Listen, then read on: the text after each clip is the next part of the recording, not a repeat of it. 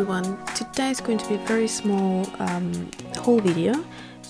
So these things I have ordered for my journaling purposes. So these two things are from Tim Holtz and they're the stickers. So this one is the Small Talk Ideology sticker set. So this is 296 stickers, so plenty, and this is what they look like. So you get 3 sheets of white and 3 sheets of black, and they are typed with this like a typewriter, which I really like. And I like the fact that they are on this kind of spiral notepad sort of thing, because you can just flick them and you can, you know, have a little browse and take what you need. They come on a very thick paper, so that's really good. I really like that because they're quite sturdy. But be aware, if you're putting them on Tomoe River paper, which I have done, you might find some problems writing on the reversed page, just because you'll hit that sticker, if that makes sense. So that's one, and there's the other one. Let me just quickly take it out of the plastic wrap. Okay, so here we go. So here you get 4, and this is the clippings stickers. So also from Tim Holtz Ideology, and it's 295 stickers.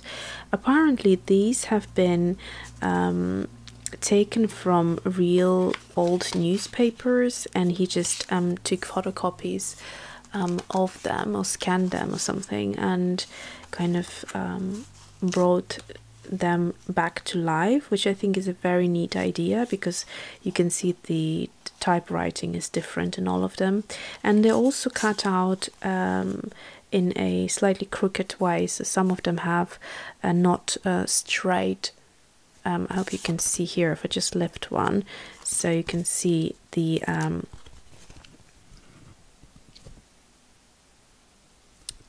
the end is cut at an angle. Not all of them, some of them are a bit more straighter, some not.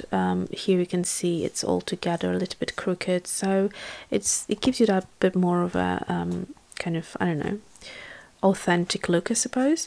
So that's these two, and I actually I think they're brilliant. I love what they're saying, and they're really good to just, you don't, if you're actually a shy person in terms of writing, or you don't know what to write, then it's so easy to just grab a sticker and stick it onto your I'll just show you what I have done. I've shown you this in my previous video, but I just want to show you again. So this is what I've done. It looks really super chic, super clean, and you don't need to do anything. You just stamp the date and put a few of those stickers, and they just, you let the illustration speak for itself. So that's that. The other 2 things I have ordered is actually from Midori. So I've never heard of this before, and I was very excited because I only knew that Midori does inserts, and my TN is this B6 size, so it wouldn't work with the classic Midori size, and so I had to go on Etsy and find the right sized inserts. Now this won't work for my TN, but it's a great notebook as it is. It's a A5 size, and it's just so beautifully crafted. I just want to show you how super delicate it is. So it's called the MD Cotton, and it, I believe it's the 20%, yes, it says here 20% cotton paper. So it's supposed to be amazing for writing. Look, you've got little few stickers here, quite cute, and you've got like a wrap here, and you've got a very super thin rice paper that holds it, and then what you do is you just unwrap it, and then you can actually easily put some of your art here. And I think this is a cheesecloth or something that is keeping the binding in place. It's a beautiful binding. I love this. So you could keep the rice paper on if you want, I suppose, or you could order a separate cover, which I have done, because I want to do some illustration on the cover and then protect it with a cover. So here is the paper. It's really nice. It's not as crinkly or thin as Tomoe River, but it's a very nice paper, and I have seen people use a little bit of watercolor on it, so this is my intention.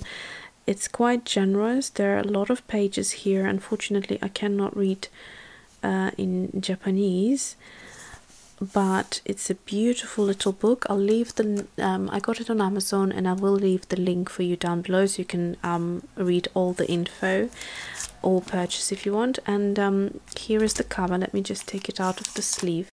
So the cover looks like that. It seems to be quite sturdy. It's a nice plastic, and it's completely clear, so you'll be able to see your art underneath. Yeah, it feels quite good. It feels like it will protect the notebook quite well. And here is a pen loop if you need as well.